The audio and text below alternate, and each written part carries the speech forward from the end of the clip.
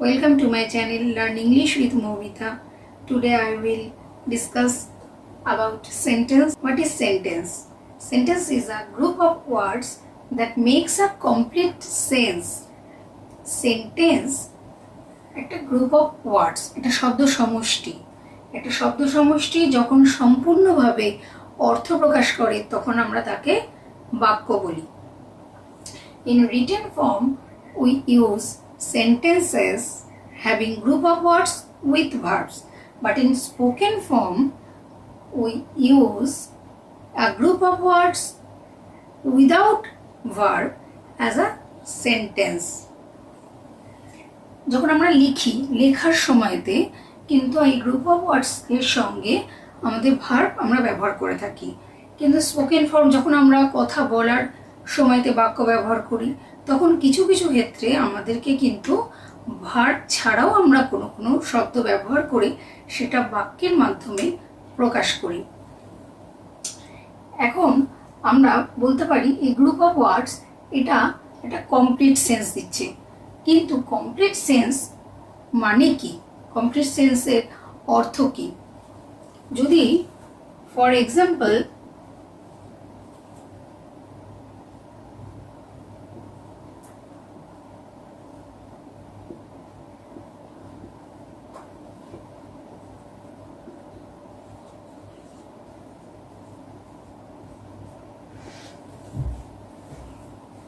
the boy is taking rest.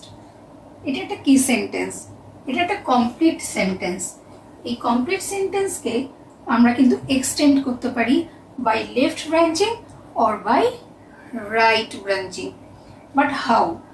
যদি আমরা এই দ্য বয়ের আগে আমি একটা অ্যাডজেক্টিভ বসিয়ে দিয়ে সেন্টেন্সকে এক্সটেন্ড করি, the tired boy is taking rest, এটা আমরা লেফট ব্রাঞ্চিং করলাম, এটারও কমপ্লিট সেন্স আছে, এটারও সেন্টেন্স হিসেবে কমপ্লিট সেন্স আছে। এবার এটাকে যদি আমরা আরেকটু বাড়িয়ে দিই, রাইট ব্রাঞ্চিং করি, আরেকটু ওয়ার্ড অ্যাড করে দিই, the tired boy is taking rest under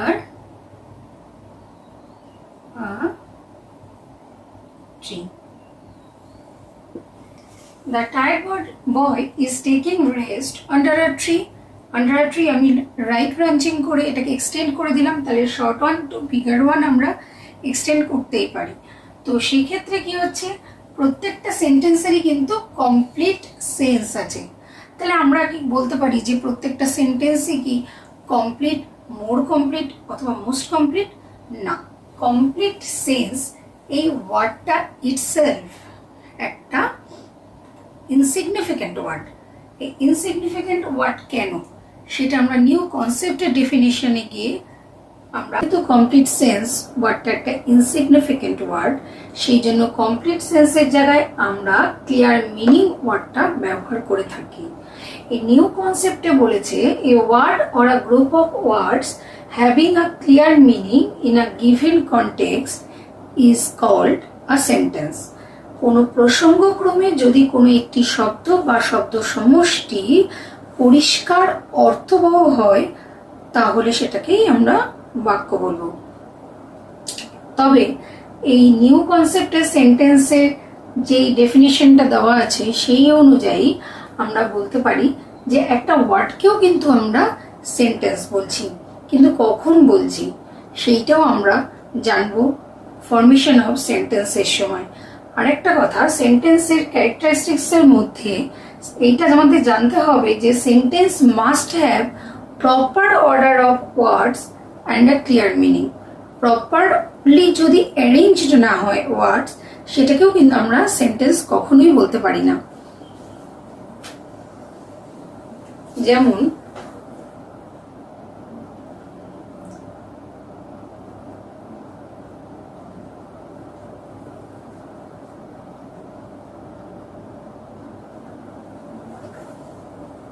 I rice, এটা কোনো মিনিংফুল সেন্টেন্সই না, কারণ এটা প্রপারলি অ্যারেঞ্জড নয়। কিন্তু আমি যদি বলি যে আই ইট রাইস, তাহলে কিন্তু এটা প্রপারলি অ্যারেঞ্জড হয়েছে, আবার পাংচুয়েশন মার্ক রয়েছে। পাংচুয়েশন মার্কটাও নেসেসারি ফর আ সেন্টেন্স। তো আই ইট রাইস এখানে প্রপারলি অ্যারেঞ্জড হওয়ার জন্য এটা কিন্তু একটা সেন্টেন্স। আই ইট রাইস এটা প্রপারলি অ্যারেঞ্জড ওয়ার্ডস বলে এটাকে আমরা সেন্টেন্স বলছি। এটা স্টেটমেন্ট বলে আমরা ফার্স্ট সাবজেক্ট লিখেছি, তারপরে ভার্ব লিখেছি, তারপরে অবজেক্ট লিখেছি। এটা সাবজেক্ট, এটা ভার্ব, এটা অবজেক্ট, এটা অবজেক্ট লিখেছি। তো সেই জন্যই এটাকে আমরা সেন্টেন্স বলছি। পাংচুয়েশন মার্ক, ফুল স্টপ দিয়েছি। এখন আমরা সেন্টেন্সের ফরমেশনটা বুঝবো। সেন্টেন্সকে আমরা দুভাগে ভাগ করতে পারি। They are divided in two parts, single ওয়ার্ডের সেন্টেন্সেস অ্যান্ড মাল্টি ওয়ার্ডের সেন্টেন্সেস। সিঙ্গেল ওয়ার্ডের সেন্টেন্সেস কোনগুলো, এই এক্সাম্পলগুলো কেমন হতে পারে? কাম, গো, স্টপ, ওয়েট, এই সমস্ত ওয়ার্ডসগুলোই কিন্তু সিঙ্গেল ওয়ার্ডের সেন্টেন্স, কারণ ওরা নিজেরাই কিন্তু একটা সেন্টেন্স। আর মাল্টি ওয়ার্ডের সেন্টেন্সের কে আমরা আবার দুভাগে ভাগ করতে পারি, উইথ ভার্বস আর ভার্বলেস। উইথ ভার্বসে কেমন, প্রত্যেকটা সেন্টেন্সের মধ্যেই কিন্তু ভার্ব থাকবে। যেমন হু ইজ দেয়ার, সেখানে ভার্বলেসে গিয়ে আমরা সেটার যদি আনসার দিই মিস্টার সেন, এটাও কিন্তু একটা সেন্টেন্স। আবার আমরা যদি বলি হ্যাভ ইউ গট টিকিট, সেখানে ভার্বলেসে গিয়ে আমরা বলছি নট এট অল, এটাও একটা সেন্টেন্স। আবার হোয়াটস ইউর নেম, এটাকে যদি আমরা ছোট্ট করে জিজ্ঞেস করি নেম প্লিজ, তো সেটাও কিন্তু ভার্বলেস, আবার সেন্টেন্সও। এরকম ভাবে ইট ইজ জাস্ট 5 past 10, এটাকে আমরা ভার্বলেসে বলতে পারি জাস্ট 5 past 10। এখানে কিন্তু আমাদের ভার্বের দরকার হলো না। তো এটাই আজকের ফরমেশন অফ সেন্টেন্সেস। নেক্সট ভিডিওতে আমি সাবজেক্ট প্রেডিকেট নিয়ে ডিসকাস করব। এই ভিডিওটা ভালো লাগলে অবশ্যই like, comment, please subscribe. Thank you.